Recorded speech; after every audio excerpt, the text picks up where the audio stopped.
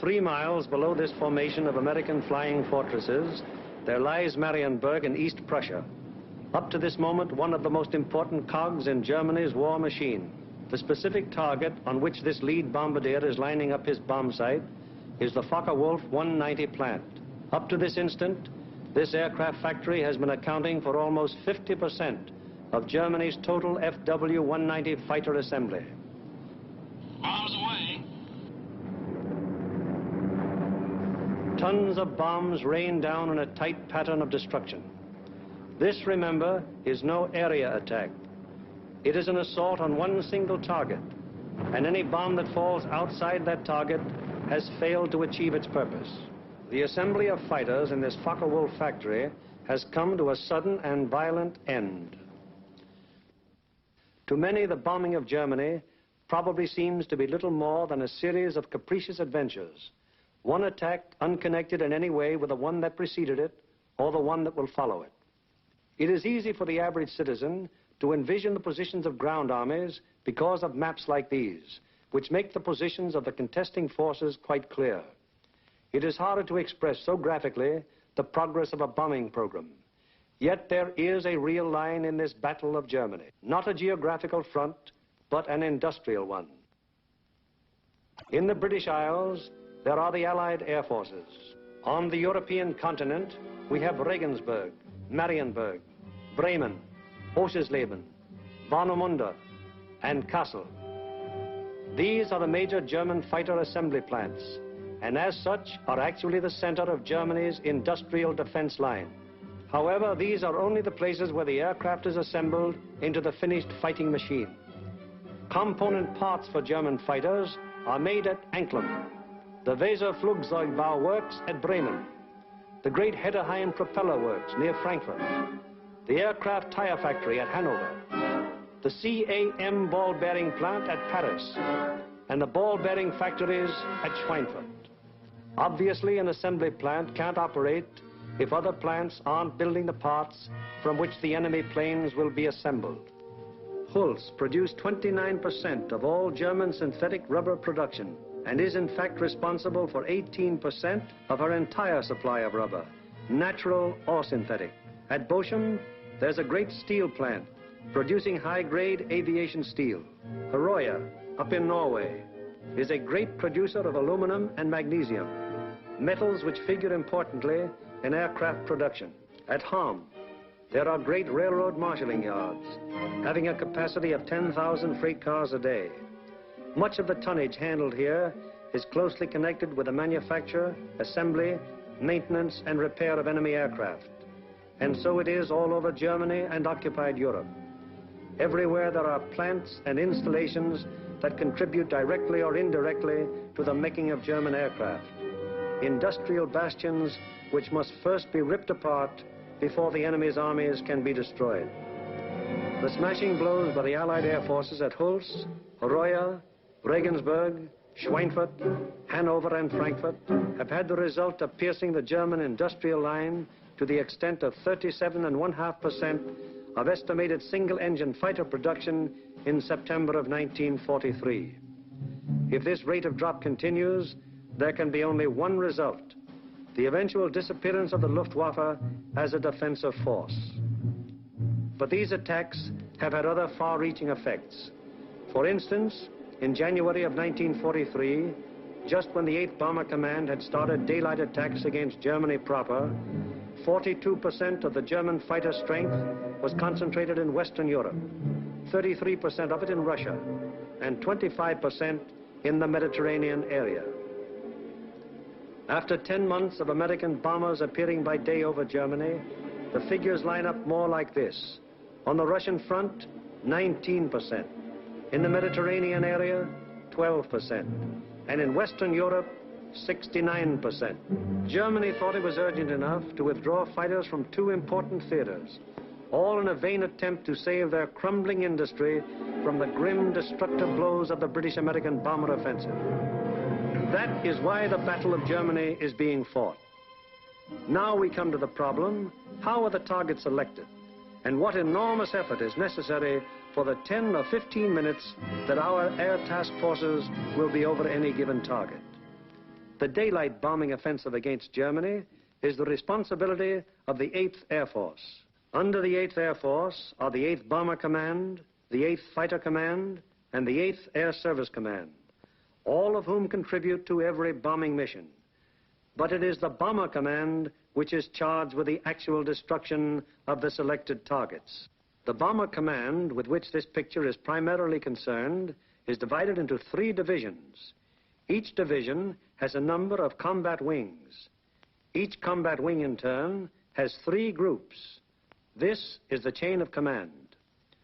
Since the operations which we are to follow, there have been some organizational changes, but they are principally changes of nomenclature and have not affected the broad strategical and tactical purposes of the organization.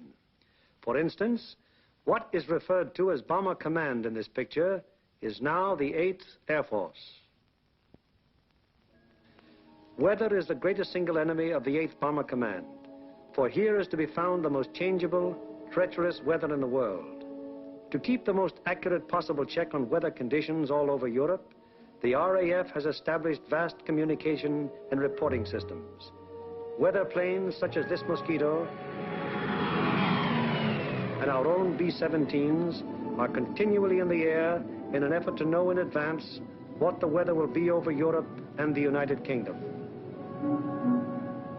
Men like this supply a major portion of the data from which 8 main weather maps of Europe and of the United Kingdom are drawn each day. In addition, there are 4 upper air maps and 8 maps of a miscellaneous classification.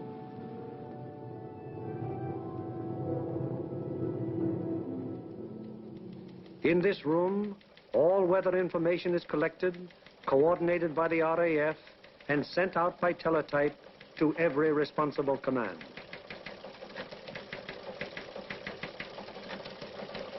This is the weather section in the operations block at the Bomber Command. Here, the information gleaned from the weather stations is put together and correlated into weather maps.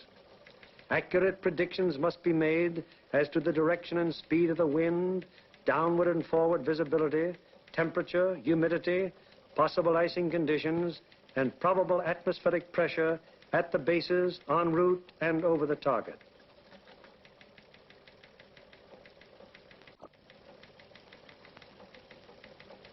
Upon the findings made in this room will depend whether or not there will be an American bombing of a German target tomorrow. This is the operations room of the Bomber Command.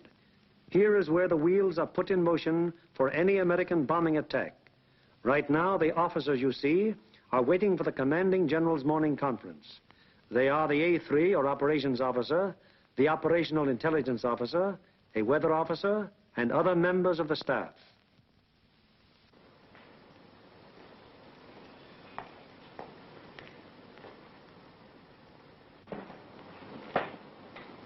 What's the weather prospects today, Major?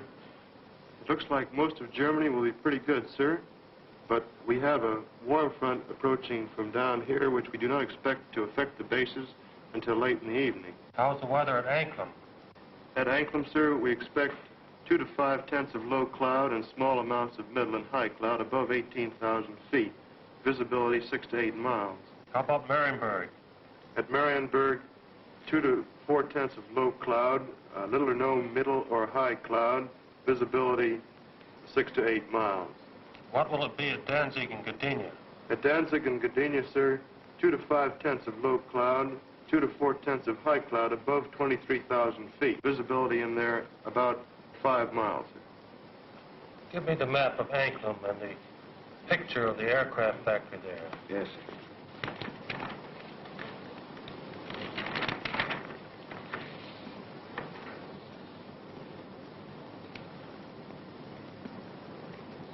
All right, Marienburg, the Focke-Wulf factory. Yes, sir.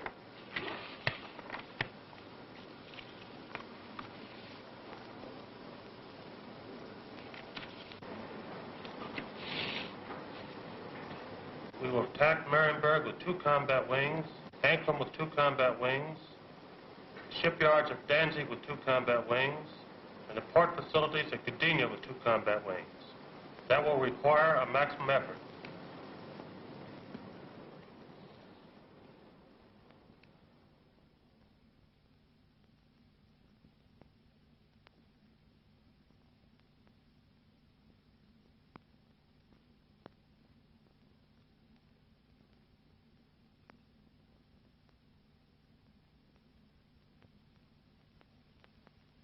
Now the various specialist officers then go into action.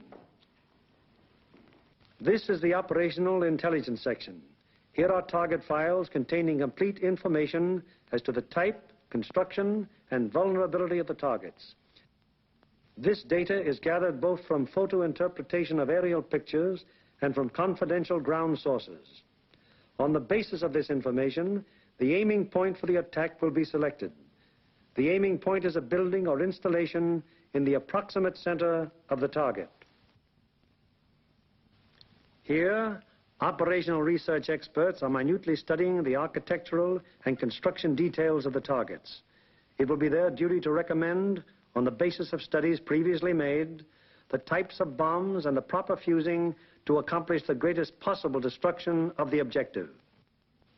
These studies of the Arado factory at Anklam are immensely important, since the nose and tail fuses of a bomb can be adjusted to give varying degrees of delay between the time of initial impact and the explosion.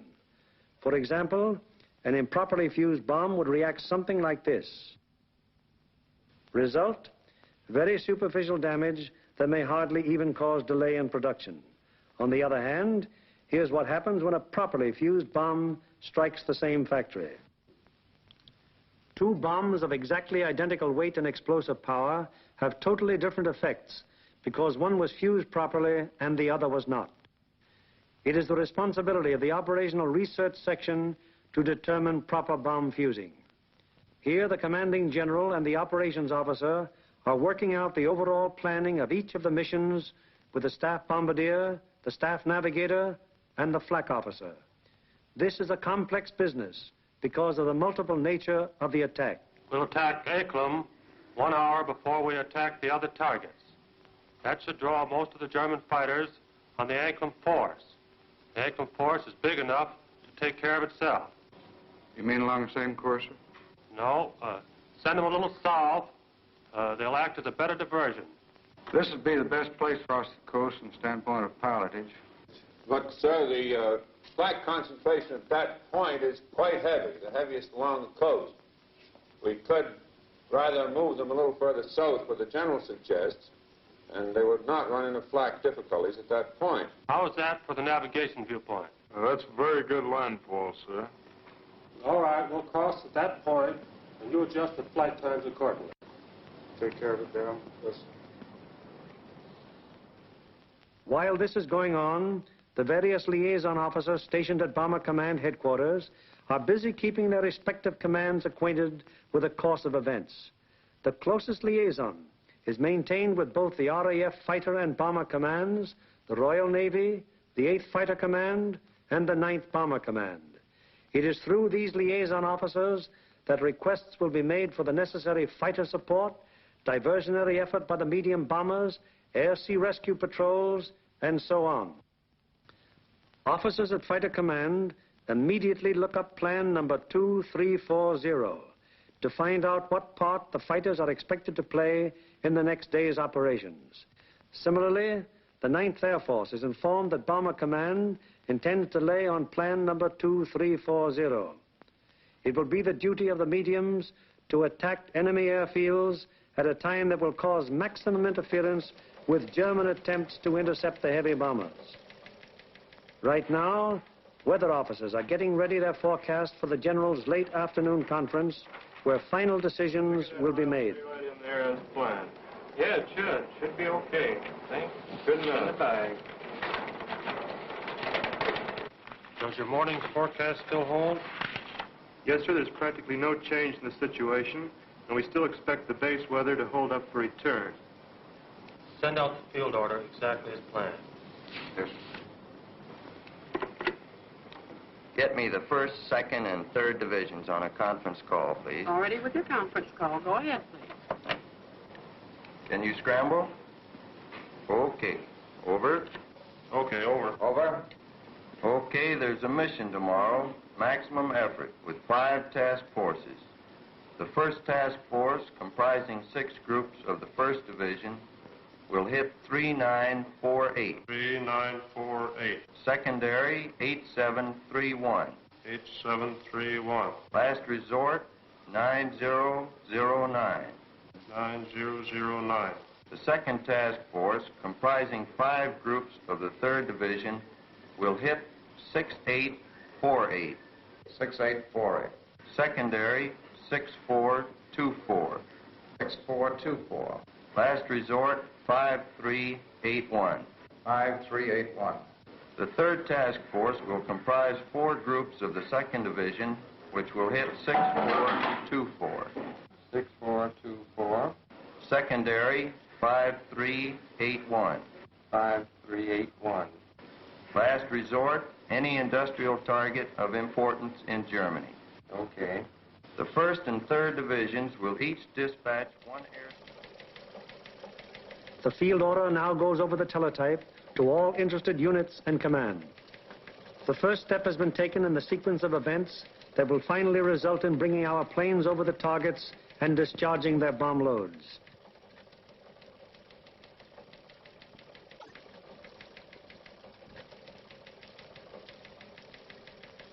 Command has conceived the mission and laid out general plans and routes. Division now plans in detail what command has ordered. The actual time of assembly of the various task forces is determined. The combat wings are assigned to their specific task forces, and the routes from assembly to rendezvous points and the target are charted. Many considerations go into the selection of the routes.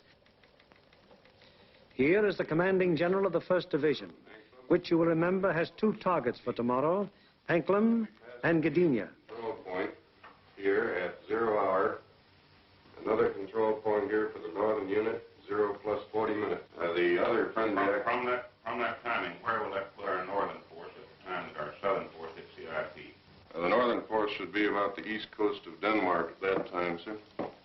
It looks like we're going to catch all the fighters on the southern force, aren't we? Looks very much that way, sir.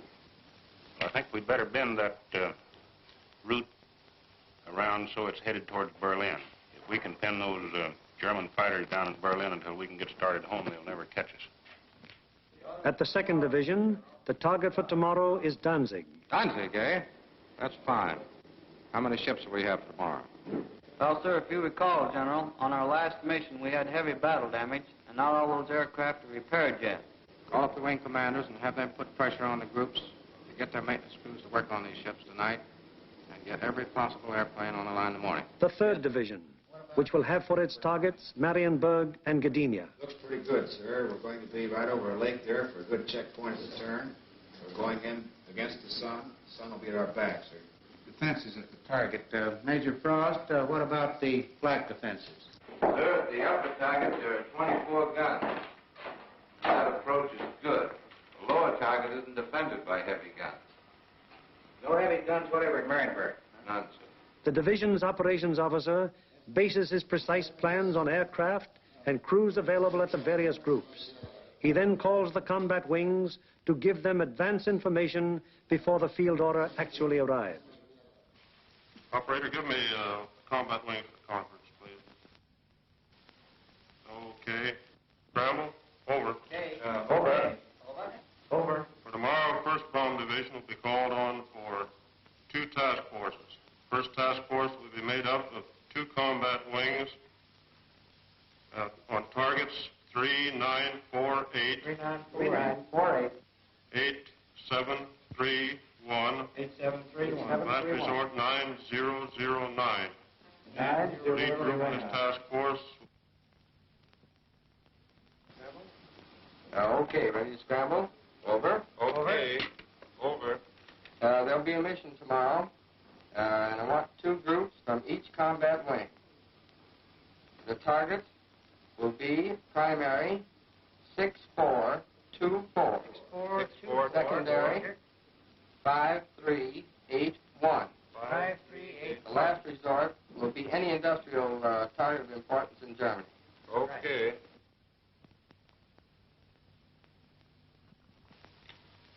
There's an order coming through. The 3rd Division will furnish 8 groups.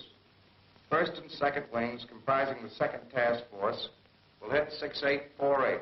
6848. Secondary 6424. 6424. Last resort 5381. 5381. Last resort. Bomb load 500-pound GPs fused, 1/10 nose, 1/100 tail. 1/10 nose, 1/100 tail.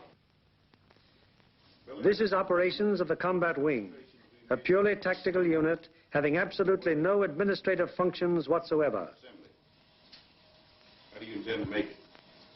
Sir, we'll assemble over Molesworth. Problems of takeoff and assembly are the particular specialized function of this organization. It is the primary business of the combat wing to get the airplanes of its group into the air at the proper times and to get them assembled once in the air. The field order requires that we provide the 2nd Combat Wing and the 2nd Air Task Force. 89th Group will lead, 81st Group will be high, and the 63rd Group will be low. That means that Colonel Whitten will lead the combat wing on this mission? That'll be fine. The Bomber Command has asked for a maximum effort. That means every available plane is to be gotten into the air. Ramsey, this field order has called for 3,100 gallons for the H's due to the distance. Now, they've called for maximum bomb load. How about that for the weight? I think we'd better put 8 bombs in the H's and 12 in the D's. That keeps us around 65,000 pounds. How about the CG? CG is well forward, and I think it'll work out very well because we're down low for a long period of time. All right, we'll have 8 in the H's and maximum in the D's. Most of the groups are going further than an American bomber has gone before. Combat wings must work out precisely the maximum bomb load in relation to the required gas load. Decisions made in this and other matters are added to the division's field order and passed on to the groups, the ultimate tactical unit, to the men who get the planes in the air and fly the mission. On the basis of the alert telephoned down to the group by the combat wing, the various agencies necessary to get the planes airborne on their mission wheel into action.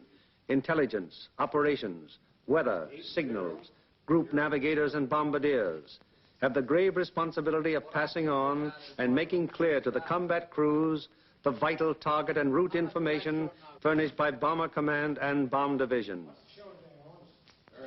The proper information folders, maps, weather maps and charts, and photographs have to be selected by the various group officers, and then the information therein passed on to the crews. In dispersal areas, ground crews are getting their planes in condition to fly the mission. The normal work of keeping an airplane fit for operation is enormous, even in peacetime. When you add to this already great job the element of battle damage, the problem becomes gigantic. Engines, wings, propellers, controls, wiring, fuel system, oxygen system, the 1,001 elements that go to make up the complex mechanics of a heavy bombardment plane all must be kept in perfect shape. The failure of any one of them on a mission can easily mean the loss of the plane and its personnel, or at best, such a failure will cause the plane to abort. That is, return to its base without having reached the target. It was originally estimated that about 37.5% of planes on hand would be effective at one time. However, the maintenance and repair has been so magnificently performed that sometimes up to 50% of planes on hand have been effective.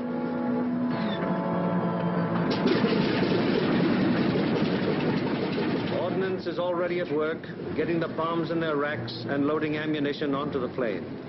These are 100-pound incendiaries.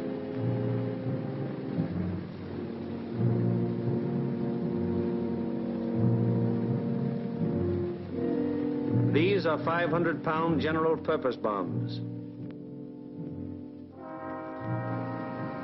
And these are 1,000-pound GPs.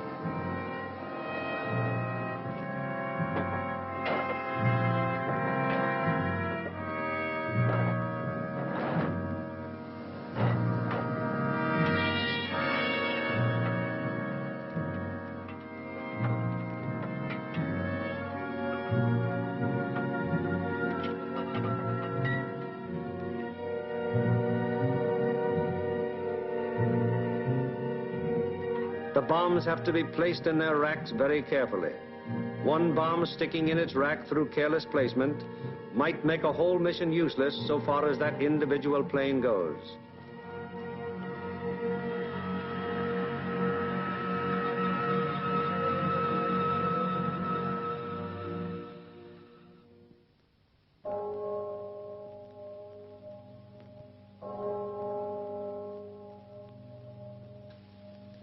Three o'clock in the morning. All over England at this exact moment, American air crews are being roused from their sleep. Okay, fellas, roll out. We have a mission this morning. Breakfast in half an hour. Captain Kirk, Captain Thompson, Lieutenant Bushka, Ackerson, Alloway, and Hawker scheduled to fly. We'll snap it up. 3 o'clock. This is a hell of a time to get a man out of bed. Doc.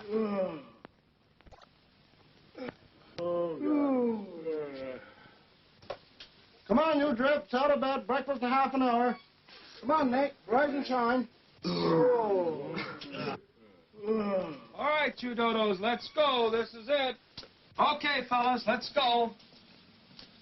Come on, Swifty, get it out. Let's go. Go, you guys. Hit the deck. Breakfast at 4, briefing at 5. Let's go. That's fine, just when I had a 48-hour pass coming up. That'd be a good deal. Can't you guys? You're running my beauty sleep. Through the cold of the English early morning, the combat crews go to their mess.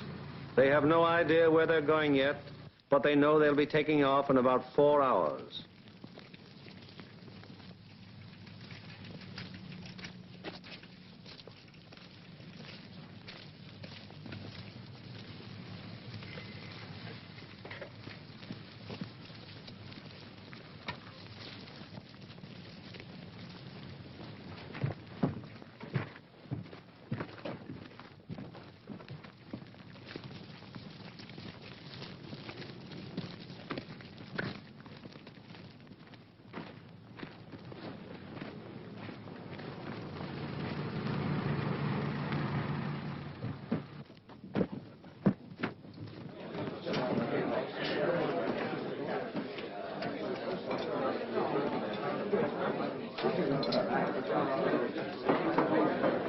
Well, boys, I wonder where we'll be today.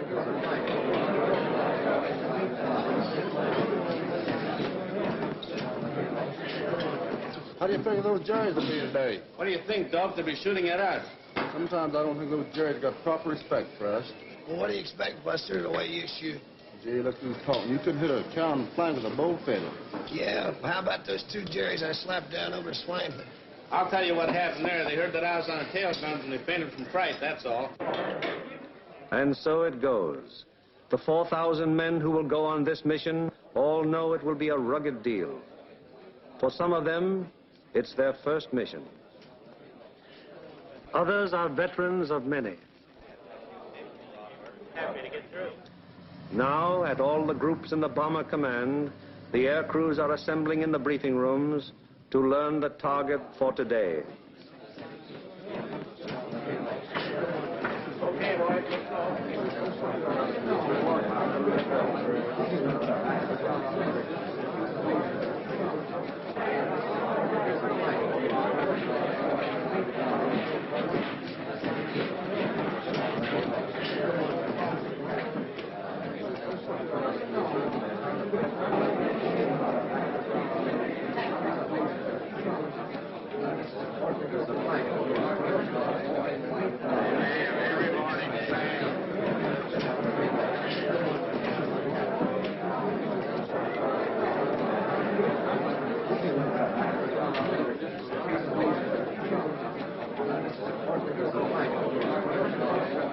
This is the briefing room of the 303rd Group.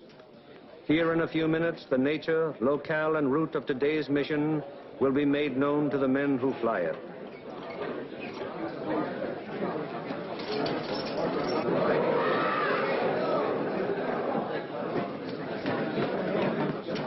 Target for today is Anklam. Specifically, you are to destroy the Arado factory. This plant manufactures aircraft components, principally wing and tail assemblies for the Focke-Wulf 190. The parts are then shipped to New Brandenburg for assembly. I cannot stress upon you too much the importance of this target. If it is successfully destroyed, It will have a very serious effect on Germany's aircraft production. Lights, please. Your IP is on the northwest side of New Brandenburg. Your heading on your run-up will be 45 degrees true. Immediately after your turn, you have an aerodrome on your right, almost directly north of the town. You should be able to pick out Friedland, 6 miles to your right and halfway between your IP and the target. Along this route, you should be able to see the main line railroad and the main road. From Friedland, the main road moves in toward your run-up and goes into Anklam, but the railroad terminates at Friedland. Shortly after passing Friedland, you will see a peculiarly formed wooded area on the right of your course. From here, pick out the aerodrome slightly southwest of the city and the intersection of the main railroad and the Peene River just outside of the town to the north. Night target map.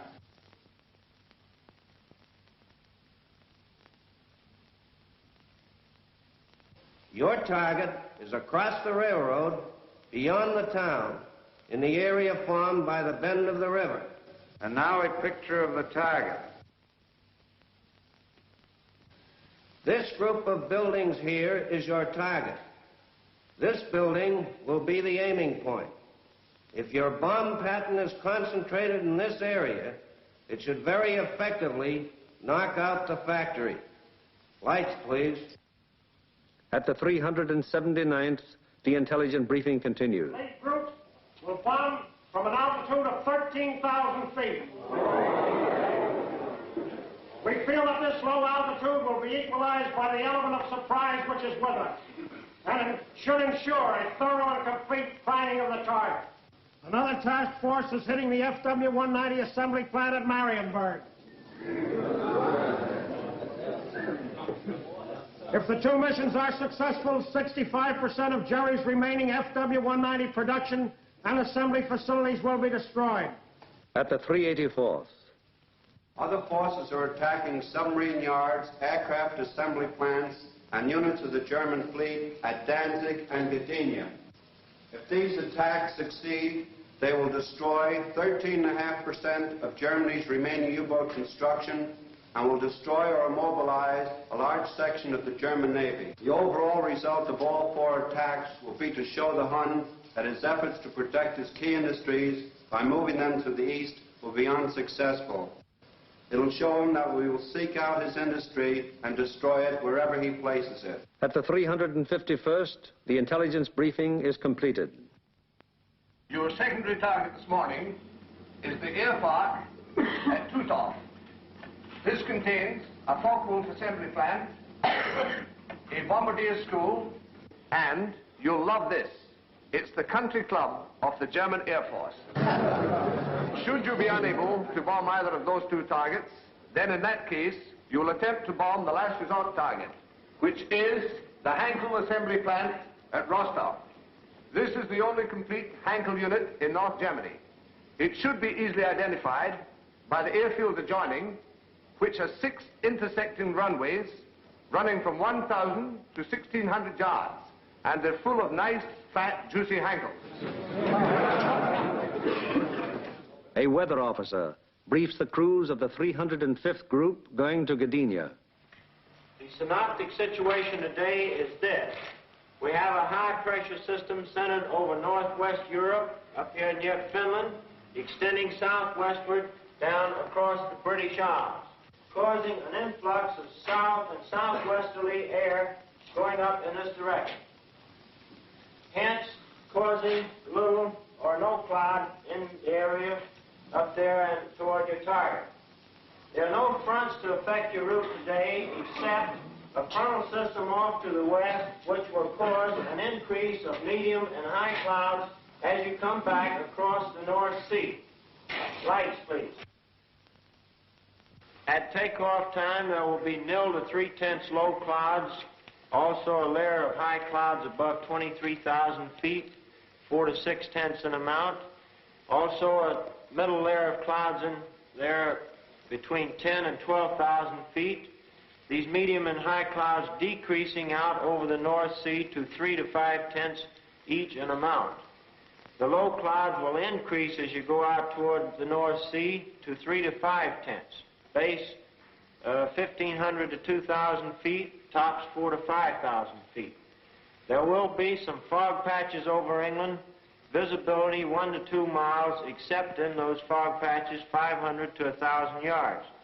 Visibility increasing rapidly out over the North Sea and the remainder of your route to 4 to 6 miles.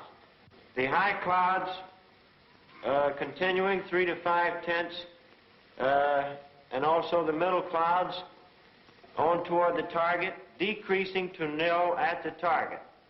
Low clouds continuing 3 to 5 tenths, decreasing to 2 to 4 tenths at the target, base 2,000 feet, tops 5,000 feet. Visibility 4 to 6 miles.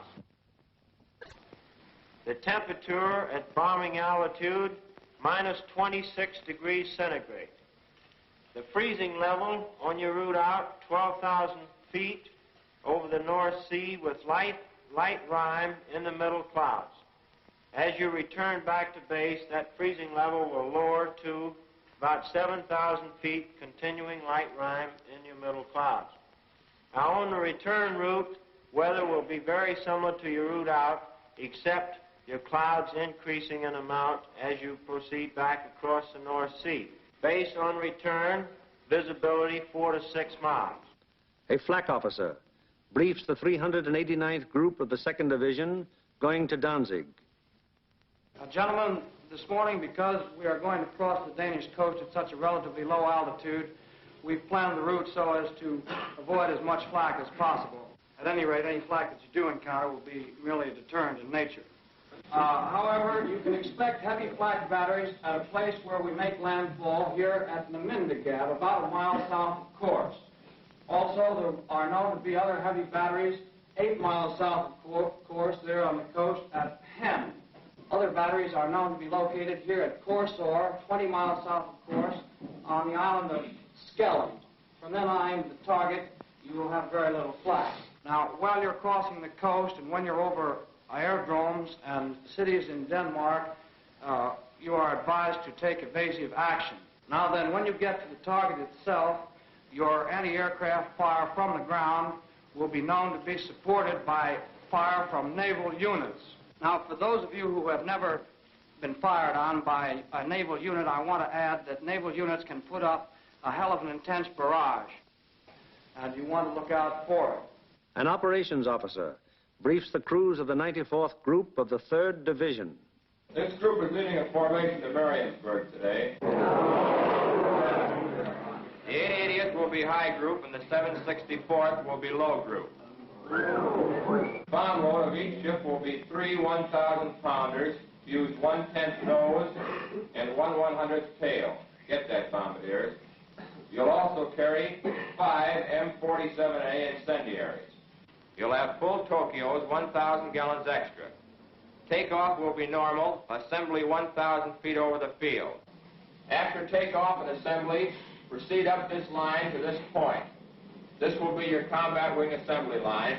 You'll leave the coast at this point here, that's Splasher 15. Let's not have any stooging around over England. It's a long haul. The 57th Combat Wing will follow us today in a 3-mile interval. Now to the 95th Group. B-26s will be hitting the Lille area and the lowland at approximately 0 hour minus 40 minutes. One group of P-47s will strike the Warden area and join us for escort on the way out, joining us at approximately this point here. All other forces are using approximately the same route today. Just one point, and that's that the Anklam force will probably pass us coming out as we're on our way in. You should see plenty of air activity. Let's hope that most of it is ours. The climb will commence at the English coast, climbing at 150 miles an hour, 100 feet per minute.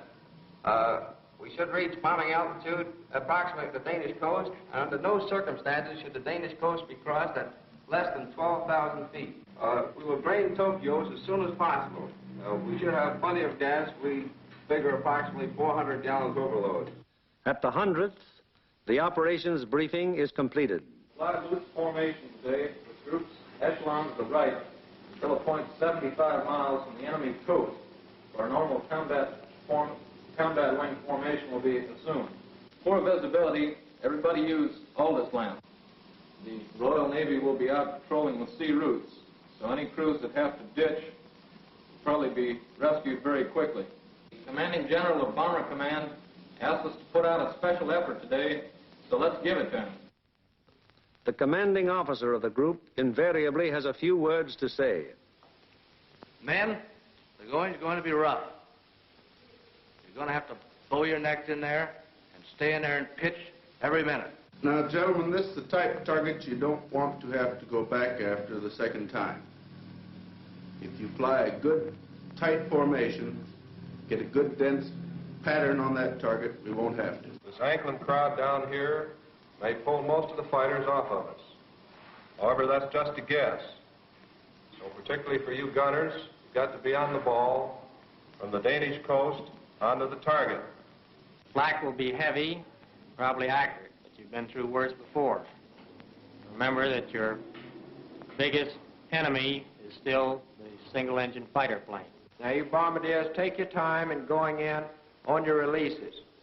And don't allow the flak to worry you. It's merely to break up your formation. Now, if you get in any trouble up in this area, remember you can always board Sweden. Get on, it's a neutral country. And it's close over there. Could be rough. Don't think it'll be too bad. And whether it's easy or rough, I'll be sitting out in front, taking the whole works in.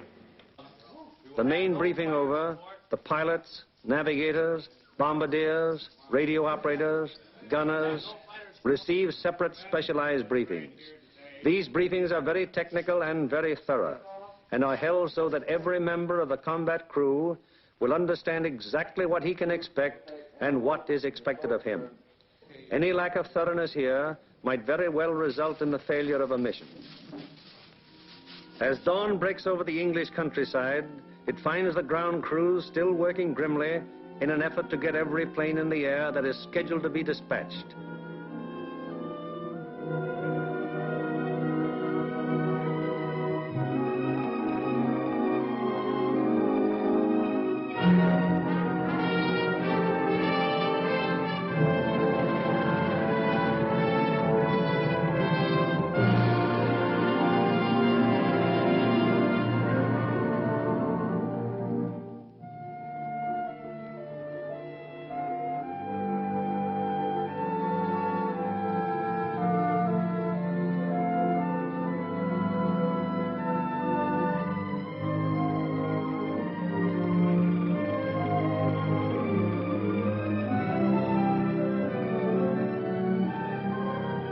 These men take as fierce a pride in their planes as do the air crews. To each of them, it is a personal tragedy, reflecting in some way on their capabilities when their airplane is forced to turn back without having completed its mission, or when they have been unable to get an expected plane ready in time for a mission. It's getting on to the time when the combat crews go to their planes. Here they are in the crew room, putting on their flying clothes. Clothes and equipment especially constructed to ward off the intense sub-zero cold which they will encounter so shortly.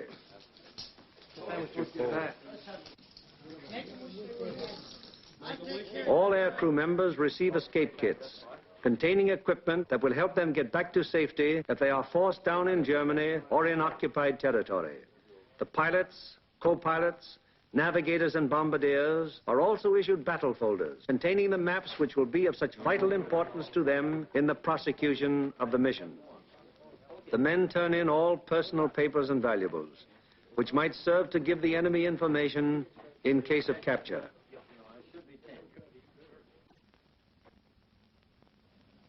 Some of the crew members turn to their chaplain, whose ministrations are always available to the men of the bomber bases.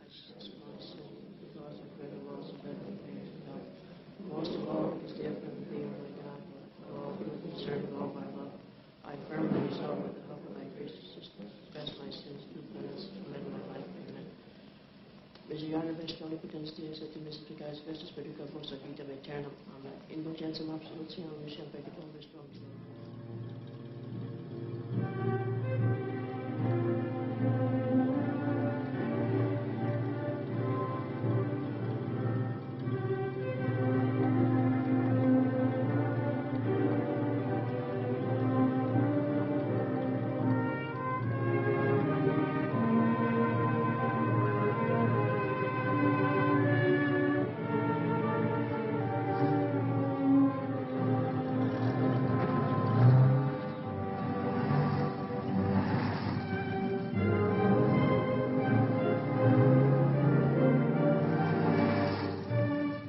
So changeable is the weather in the European theater that sometimes widely varying conditions will be found on fields only a few miles from each other.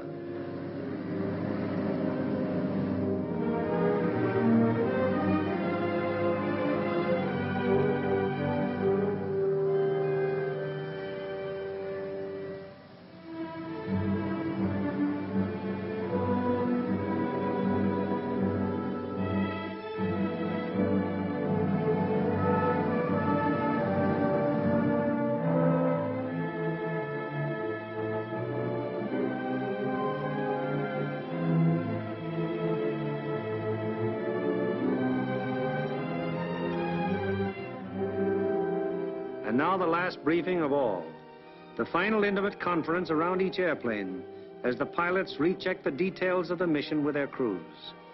Crew members have ceased to exist as individuals. They are now 10-man teams, and on the excellence of their teamwork will depend the success of the operation.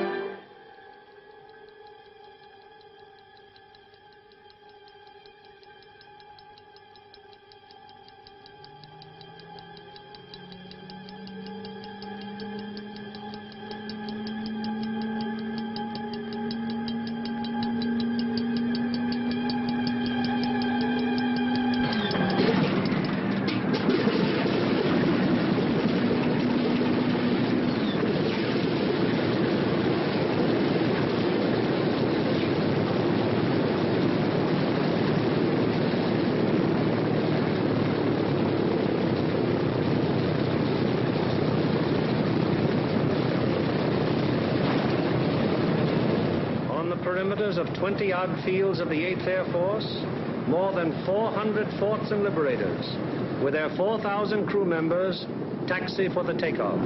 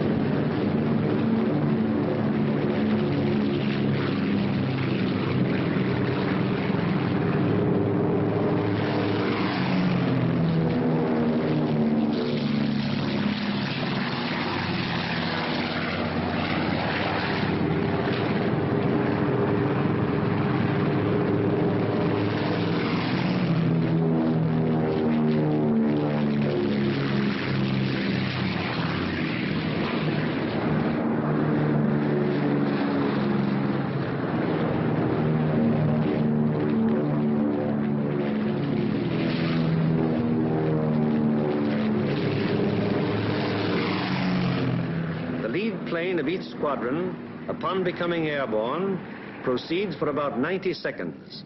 It banks sharply to indicate its turning point, then goes into a slow left turn.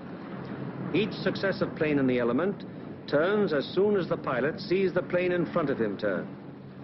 The element of 3 planes levels off at 1,000 feet and returns parallel to the takeoff runway at a distance of about 2 miles.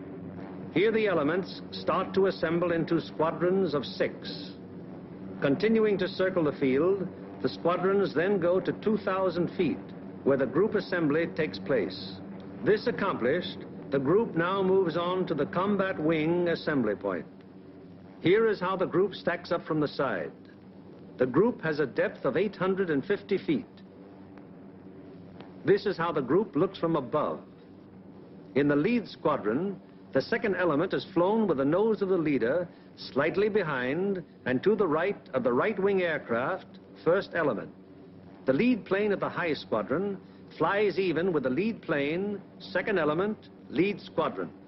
The second element of the high squadron flies with the leader's nose just behind and to the left of the left wing aircraft, first element. Here is the group as an enemy fighter pilot sees it, from head on. The first element of the lead squadron is stacked high left and low right. The first element of the low squadron is stacked high right and low left. Likewise, the first element of the high squadron is stacked high right and low left. All second elements are flown low.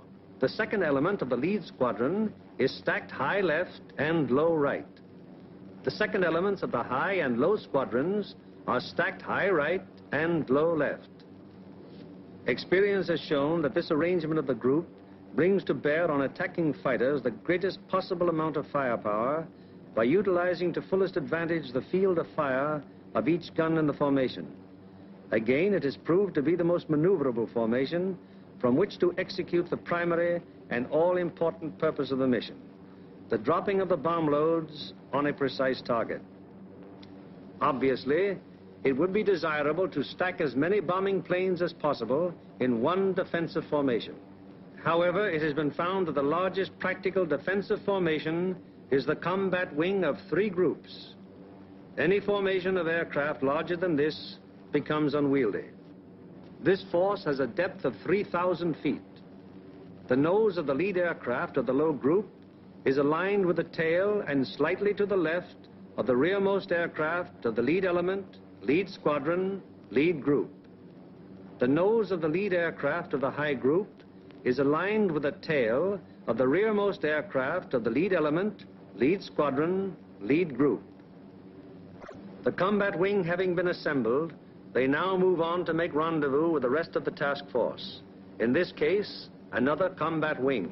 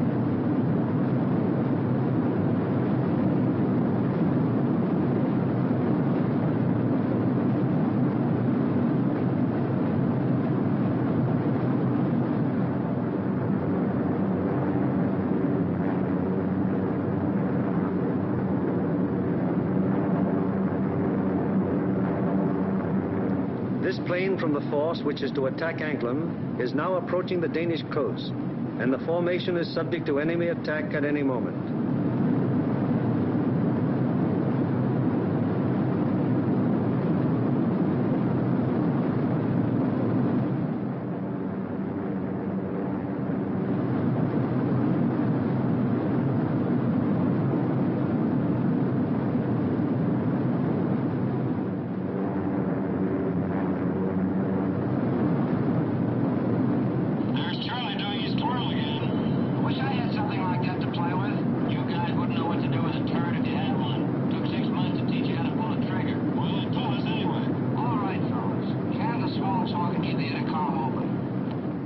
It is now 10:30 hours, and Denmark has been penetrated to some distance without any great opposition as yet.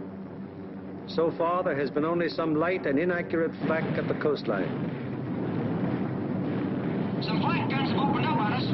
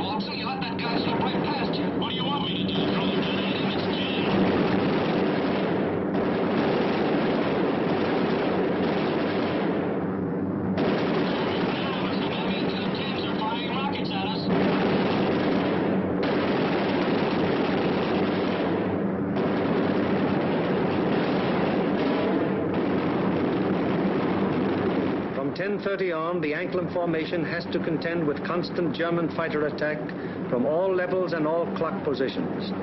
During this time, the gunners aboard the fortresses knock down fighter after fighter. However, the gunnery of the forts, no matter how sensational it may be, is only to ensure the successful performance of the mission. It is not the job or purpose of forts or liberators to seek out action with enemy fighters. They merely defend themselves against enemy fighter attack so that they can destroy their target and bring their crews back safely to their home bases.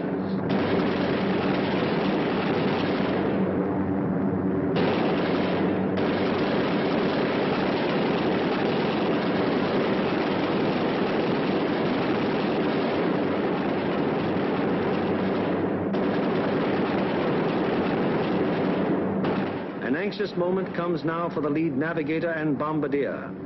The formation is approaching the initial point.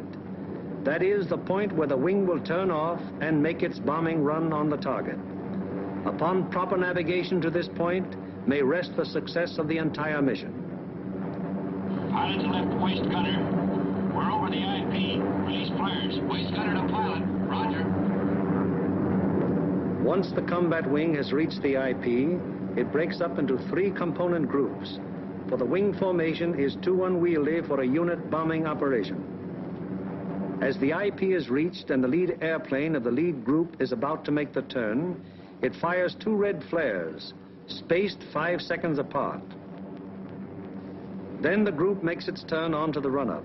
The low group goes on straight ahead for 20 seconds, then makes its turn.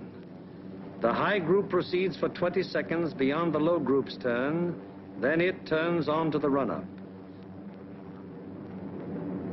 The most critical defensive period in the mission has begun. The wing, to accomplish most efficiently its primary purpose, the bombing of the target, has sacrificed its mutual defensive firepower, and the groups are thrown on their own.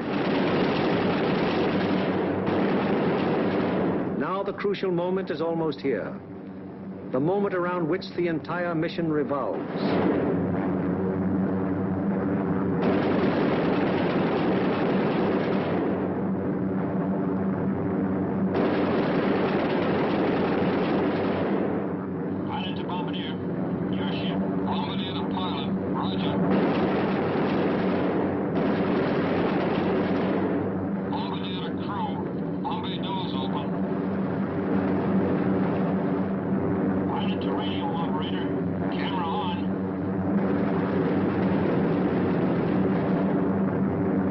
Bomb bay doors open, the group is committed to its attack.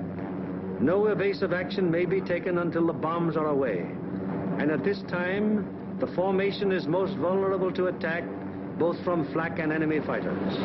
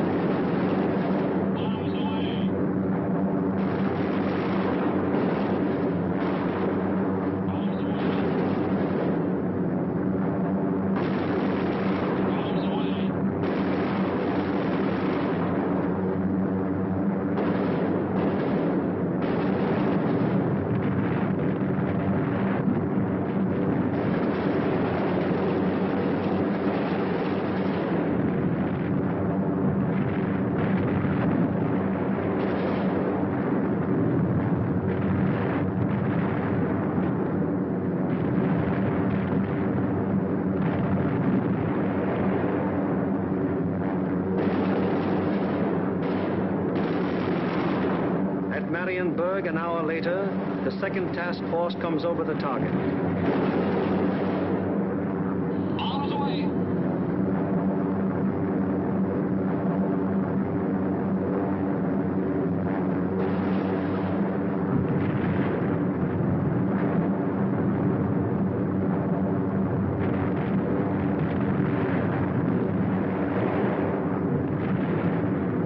The third task force comes over its target at Danzig.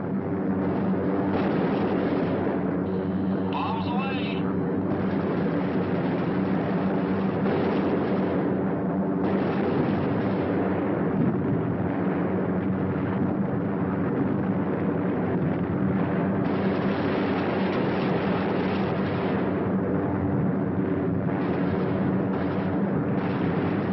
The 4th and 5th task forces arrive over the harbor area of Gdynia. Bombs away.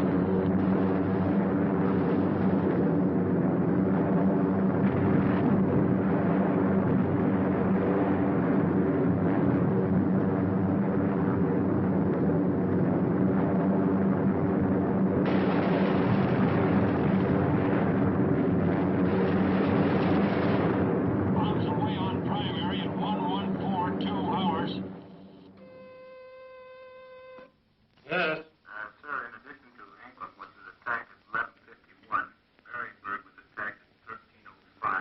It is standard procedure for the group leader to inform Bomber Command the moment the target has been attacked. Bomber Command, in turn, promptly informs the commanding general of the 8th Air Force. Bill Laker, I have the additional information. I reported to you that Anklam was attacked. Well, all primaries were attacked. We received strike messages on all primaries. Danzig at 1307, Marienburg at 1305, and Gdynia at 1311. Yes? Yes, sir. I'll advise you as soon as they land. After getting bombs away and closing the bomb bay doors, the groups can now defend themselves again, at least to the extent of evasive action against the flak and fighter attack.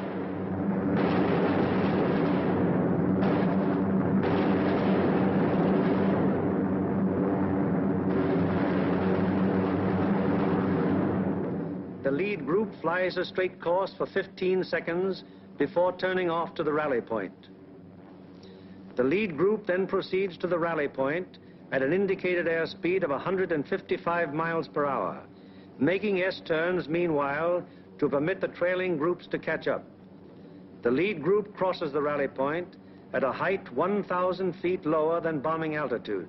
The succeeding groups will close with the lead group as quickly as possible to regain the defensive combat wing formation. The following groups need not necessarily pass exactly over the rally point in regaining wing formation. In the meanwhile, the marauders take off to fulfill their part in the day's operation.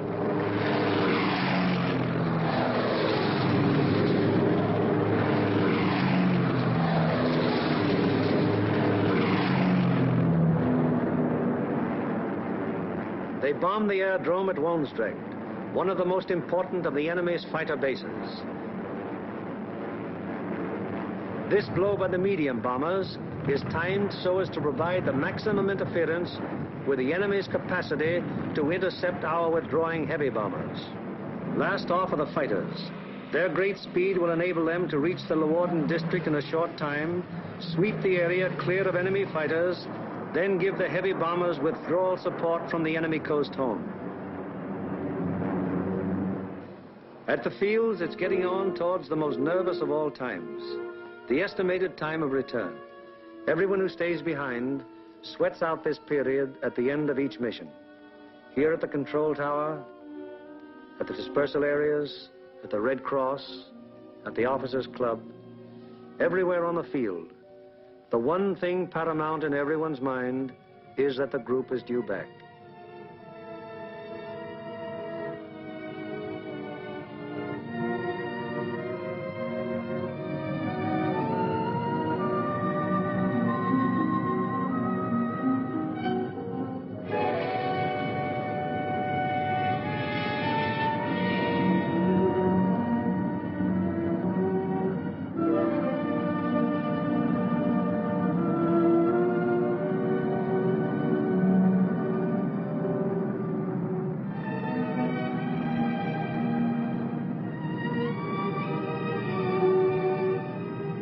Went out to attack the target. How many have returned? 1, 2, 3, 4, 5, 15, 16, 17, 18. 18 dispatched, 18 returned. 23 dispatched,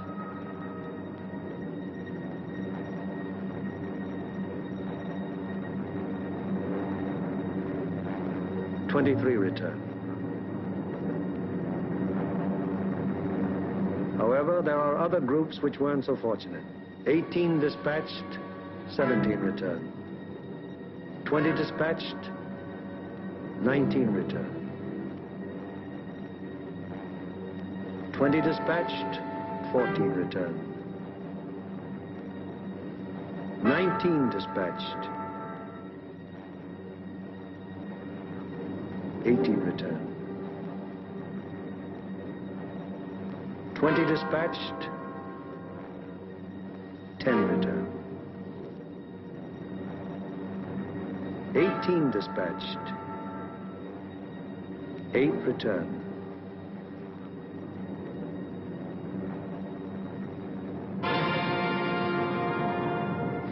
Flares dropped from aircraft signal the presence of wounded aboard. These airplanes are given priority in landing.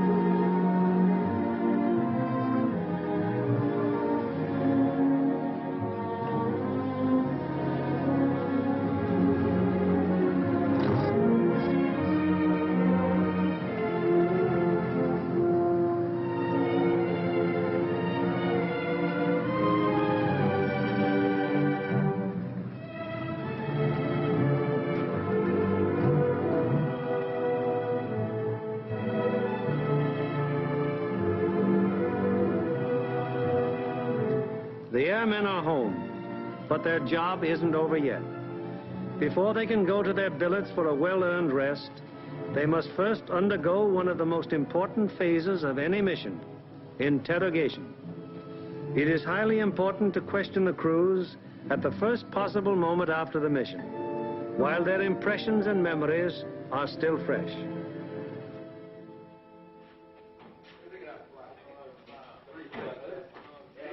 Crews who have anything of immediate importance to report go at once to the hot newsroom.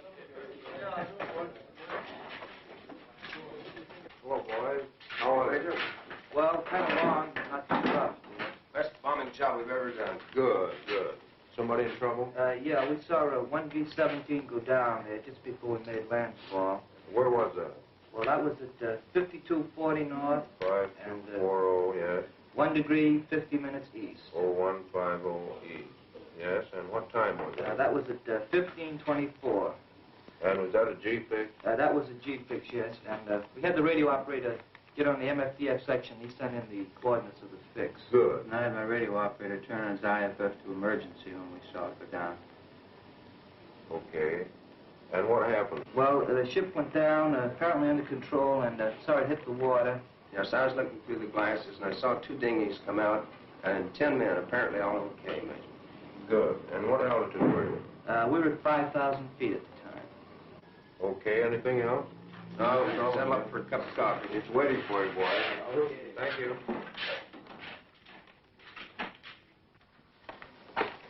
Third Division, please. We are, Smitty. I got a B-17 crew down the dinghy. Thanks, Bill. 16 group, please. Special aircraft priority. Flight control, please. 16, bomb division here. We have a B-17 reported fixed at 52 degrees, 30 minutes north, 1 degree, 30 minutes east. That's right. He was seen to ditch, yes. He was seen to ditch at 15:24 hours by the reporting aircraft. 2 dinghies were seen to break out, and 10 men got into them. The reporting aircraft was at 5,000 feet. Yes, that position's an MF fixed. Okay, 16. Thank you.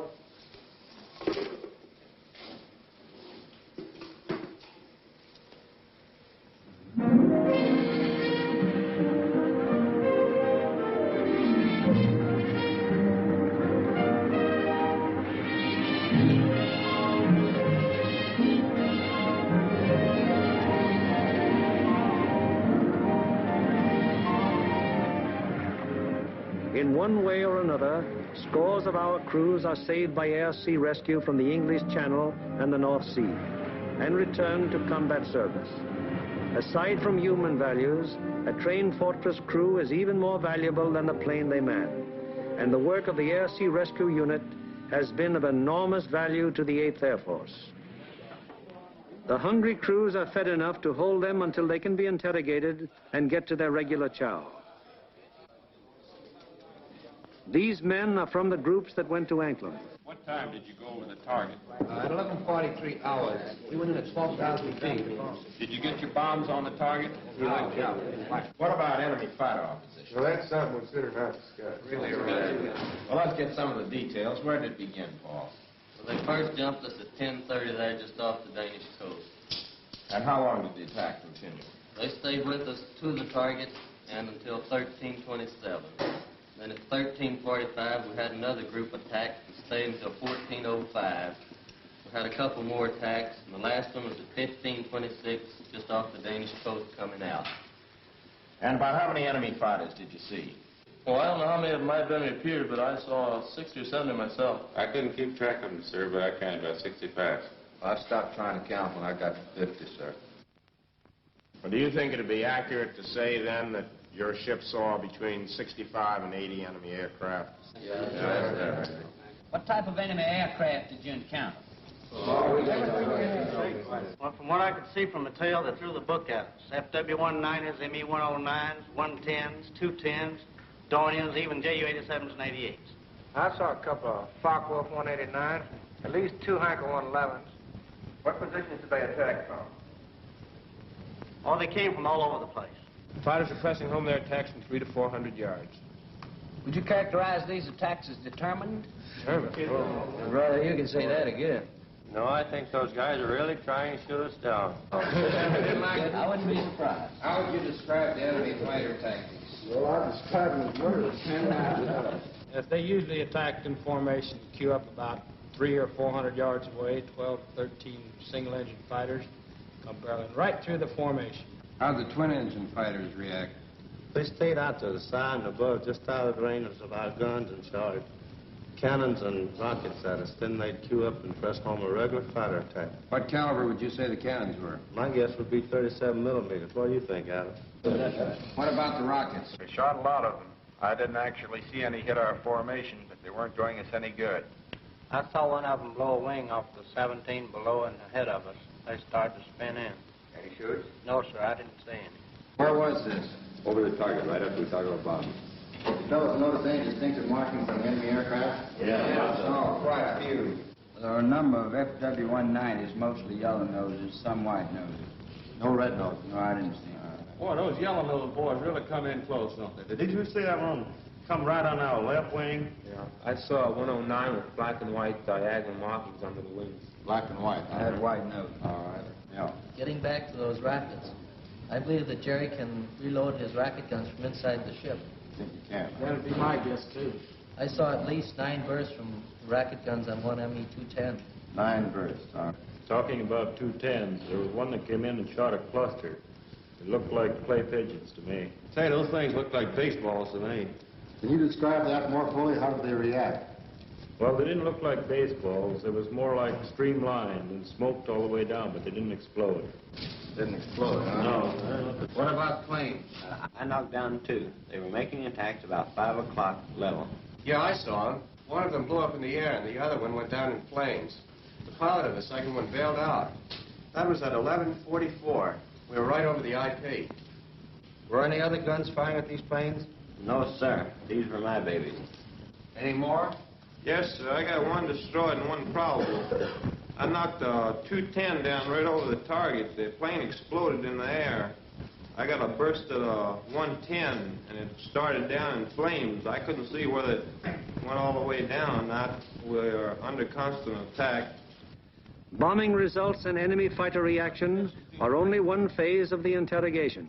The enemy's anti-aircraft defenses, their concentration and their accuracy are also matters of great interest to the interrogators. The group of the 2nd Division, which went to Danzig. How would you describe the flak en route to the target? From the coast to the target, it was meager and inaccurate as to height and deflection. Over the target, it was still meager, but pretty accurate as to height and deflection. Is that how the rest of you fellows would describe it? What about on the way back? Well, it was meager and inaccurate, except now when we crossed the coast. They threw up a box barrage that was pretty accurate as to height. In fact, it was good as to altitude, but the deflection was a little off. The first burst hit about 100 yards ahead of the lead plane. And we felt the concussion of it, right? We got a couple of flak holes in the fuselage right around my gun position. Any other battle damage? A couple of flak holes in the nose. First is 303 in the number 4 engine. Got an oil line. What was your altitude when this box barrage almost caught you? 21,500 feet. Did any of you notice anything unusual or peculiar about the flak bursts? No, it looked like the same old black flak to me. What's the 6th we have seen? Also valuable to the interrogator is any intelligence that might be picked up by the crews en route to or from the target. Such observations may be completely incidental to the mission, but can prove to be of great value at another time when another target is being attacked. Let's find out what the force attacking Marienburg discovered on their way to and from the target. This smoke screen at Danzig, where did that emanate from? Well, it looked like to me it was coming from off of floats and boats here with smudge spots on them, anchored just a little ways off the coast. Yeah, Ernie, they were shooting it up from the ground, too, and it get up so high and That is burst and mushroom out. Would you say it was effective? Well, we didn't pass right over the city itself, so we couldn't say definitely, but it looked like to me it'd be pretty doggone effective. It's all right. You see anything else? Yeah, there's a new airport about 2 miles below Danzig there, south of Danzig. What'd it look like? Pretty large airport with grass runways and a lot of construction at the south end. I seen another one there at Puck. It seemed like it's building runways and some buildings, new buildings like they're quite enough to be hangars. Okay. Now, how about military installations? Did you see any of those? Well, south of Stadthof in East Prussia, we saw some installations that might have been fortifications. They were large rectangular buildings with red tops. Yeah, there were 2 rows of 4. 4 buildings each? Yes. Good deal. Now, did you see anything else? As soon as interrogation of the men is finished, the interrogation forms are checked and general statistics on the group's part in the attack are compiled. All right, let's get going on this report. Okay. B, number of aircraft dispatched. 20. C, number of aircraft attacking the primary target. 20. Hello, I want the A2 duty desk. Hello, this is Norgan 492. Got a flash teletype report for you. You ready? The organizational flow which we have observed throughout this picture has now begun to operate in reverse. Information obtained from the crews is evaluated in divisional critiques, conferences in which all responsible group and divisional officers carefully inspect the detailed record of the mission, discuss any failures that may have occurred, and plan to prevent their recurrence. After a particularly large or important operation, there will be a command critique, with the 8th Air Force Commanding General presiding. Here in the dark room, the strike photos of the targets brought back by the returning planes of the group are developed and printed with all possible speed, so that experts of Bomber Command can assess the damage done. Coming in from planes of every group participating in the various raids, and interpreted and appraised by trained photo interpreters, these pictures will give Bomber Command an excellent idea as to exactly what parts of the various targets were hit and how severely. Here, as seen in these pictures taken the following day by photo reconnaissance planes, severe damage has been inflicted on all the major and most of the minor buildings of the Arado factory at Anklam. This is a strike photo showing how Danzig looked during the attack. Very extensive damage has been suffered in the harbor area. Here is an annotated PRU picture of Gdynia as it appeared after the attack. A near miss is seen on the liner Deutschland type. The transatlantic liner Stuttgart does not appear in this picture, although she was seen afire and in the hands of tugboats immediately after the attack, as these strike photos reveal. Aside from the Stuttgart, several ships in the South Basin have been sunk or damaged, including the liner Oceania. Shore engines are also heavily hit.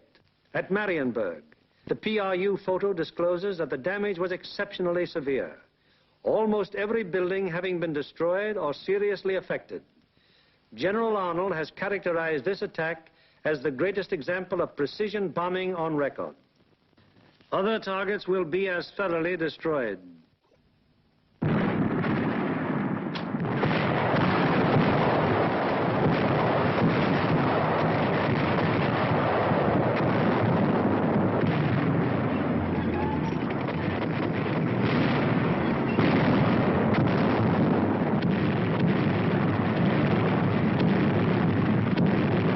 Today, while the invasion armies are pressing the Battle of Europe, the Battle of Germany continues.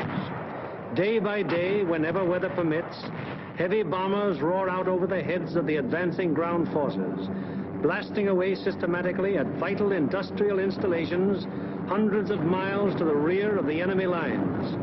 Now, in contrast to earlier days of strategic bombing, when forts and liberators fought their way alone, fleets of long-range fighters, Mustangs, Thunderbolts, Lightnings, convoy the big bombers all the way to their targets, targets which may be anywhere in German-occupied Europe.